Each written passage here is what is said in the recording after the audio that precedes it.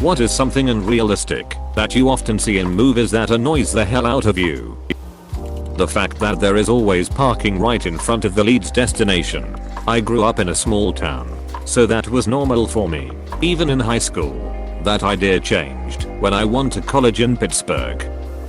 Easy to hear people in a nightclub and not saying bye when hanging up the phone. Yes, the not saying bye has always bugged me in movies.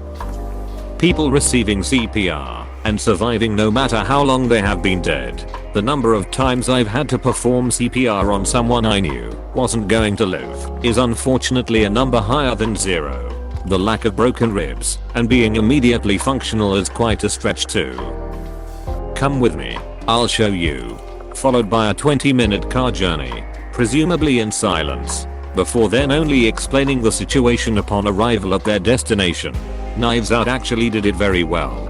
She gets in the car with the detective on the way back to the house and we don't see it, but she's supposed to tell him all she knows, which is all we know. They cut to them arriving to the mansion with her saying something like, "And that's all I know." I super happy not to have to hear it all again. Knives Out is by far my favorite movie of 2019. It's clever, detailed and skips a lot of exposition, and therefore doesn't treat the viewer as an idiot. I don't know Sugar about guns, and even I know that guns are loud as hell, and if one is fired next to your ear you will most likely have a damaged sense of hearing. On this note, people getting smacked in the head or back of the head with the gun or butt of the gun and this just being an instant KO instead of instant brain damage or death. There are so many things that could cause brain damage in movies. It's really annoying when someone gets knocked out or has been drowned but comes back fully cognizant. When people get knocked out for hours and when they finally regain consciousness they somehow don't have severe brain damage. It's extra annoying if they fight someone and win immediately after. I'm basically brain dead for 10 minutes after waking from a regular night's sleep. Forget about waking up from being bonked on the head.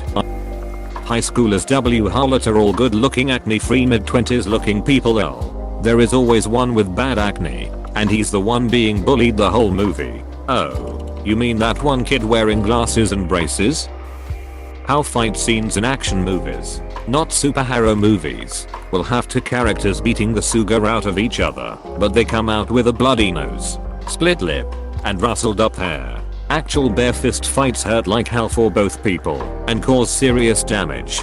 Getting a solid hit right on the jaw will probably knock you out or fudge up your jaw. W. But it also hurts the guy bare knuckling a fucking jawbone. Face is so sensitive even 1 or 2 jabs will get it swollen and paint in all colors from yellow to purple for weeks. Been there. Exactly. I don't care how strong Vin Diesel is. Getting in a fight like that with The Rock will not end in pretty faces. Bald eagle calls being replaced with red-tailed hawk calls. Basically, any raptor, eagle soaring, red-tail call, peregrine, red-tail call, turkey vulture, red-tail.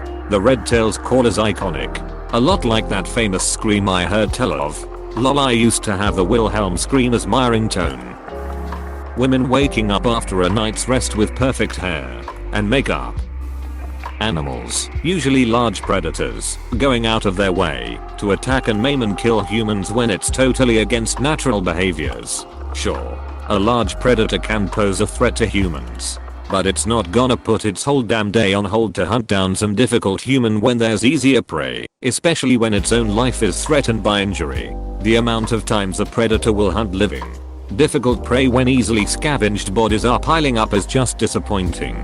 Not only go out of their way, these animals always act like they have deep, personal hate toward these people.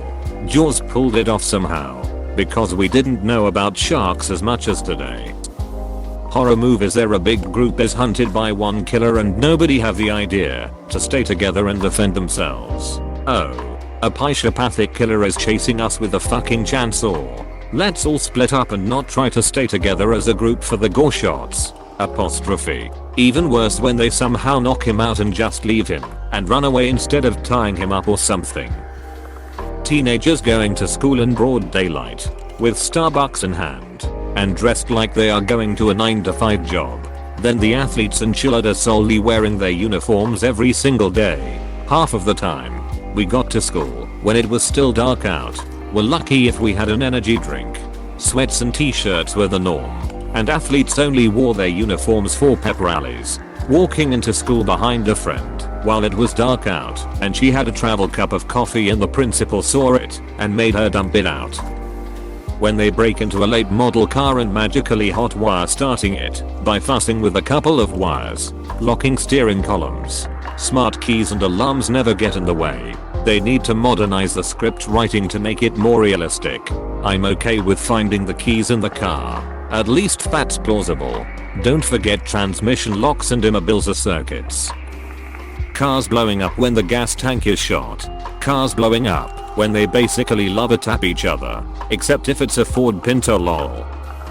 When the characters make a huge mess and nobody seems to care about the huge mess. The fact that they addressed this issue in the Marvel movies pissed me off though. These ungrateful people were just saved again. And feel like my home was destroyed. The city is in shambles. You dropped a building on my son like you cold been killed by robots carrot. Which wouldn't have been an issue if not for the Avengers. The MCU had some fun with this in the Netflix shows. There's stuff about how much goddamn damage the incident caused and a number of people lot just want freaks G. 1. They never, ever have time to finish their goddamn meal, even though it always looks delicious. Mom just made a 6-course breakfast for the 3 kids and hubby. They each grabbed 1 bite, toss down the food, and bolt out the door. Gotta go. Apostrophe. Well, I thought stealing the Declaration of Independence was completely unrealistic, but now I'm not so sure. Female superheroes that wear their hair down. Like I can't focus on doing the simplest tasks without having my long hair up. So it always annoys me when I see long hair flying around in an intense fight with a villain. I love the scene from Birds of Prey where they share a hair tie. If nothing else, that scene lets you know it was directed by a woman. In the Jurassic Park / World films, the annoying side characters Hull Texas just to fudge survive without a scratch, while all the trained soldiers and mercenaries are the first T.O. Also in the Jurassic series, all of the single point vulnerabilities. A single sea gate is all that protects the planet from an ancient sea beast, and a storm can knock out the power to this gate, and the gate doesn't fail close on lose of power. Hull designed this S. Hit. The same incompetent prick Hull installed the Death Star's thermal exhaust P.O.T. Villains with no motivation. Even psychopaths have a motive. Might not make sense to non-psychopaths, but behavior isn't random. It comes from experiences or goals. Did we ever find out why Hannibal Lecter liked to eat people? Don't think so. See, it's a lot scarier when there's no motive. Billy Loomis. Scream. But I agree. It's stupid and lazy. Plus Billy totally had a motive. Sydney's mom slept with her dad and caused his parents to get a divorce. He wanted to absolutely ruin her life. Perfect conversation on an airplane. Perfect conversations overall tbh. Just once I wish someone would drop in a stammer or something to make long dialogues or monologues more realistic. Specifically in apocalypse / survival / action movies, when they leave behind ammo, arrows, or food. Like they'll practice shooting a bow and then just leave their 10 arrows on the ground / in the cactus. Like the arrow did not get that dog grab it, but then they wouldn't dramatically run out of arrows / food / water at that critical moment. Separated couple gets back together because of a wonderful adventure that had nothing to do with their reason for splitting up in the first place. The couple in Enchanted getting back together because he realized how beautiful she was again. Thanks to a fairy tale woman Hull didn't know anything about real relations. They're gonna right back in that spot in a few months because they didn't actually work through their issues. Every time a character is a teacher, you see 15 seconds of them teaching. The bell, old school firehouse bell, rings, and the students file out of the room while the teacher yells their homework at them. Every time. Please click subscribe if you enjoyed this video.